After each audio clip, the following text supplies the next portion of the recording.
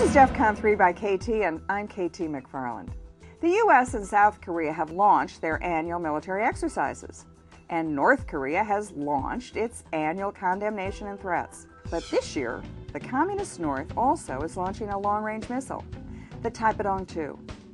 It's capable of carrying nuclear weapons and could reach America's west coast. The North also cut the emergency hotline with South Korea and warned civilian aircraft in the Sea of Japan. North Korea has always been a combination of bluster and brinksmanship. But is there a real crisis brewing this time? Maybe. In part, North Korea is testing President Obama in hopes of grabbing some economic and diplomatic concessions in future negotiations, especially since the new South Korean government cut off their aid last year. North Korea is also hoping this time their long-range missile test launch will work. They tried it in 2006, but it fizzled, to their great embarrassment.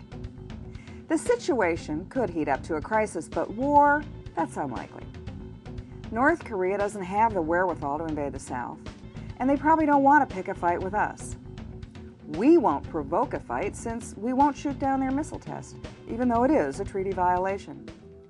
They can't afford to alienate China, which supplies North Korea's economic lifeline. And the last thing China needs right now is a conflict on its border and the hordes of refugees it would create. So what North Korea wants isn't war, but the political power that comes from being a nuclear power. North Korea's greatest threat may not be its nuclear arsenal, but the nuclear program it exports, especially to Iran.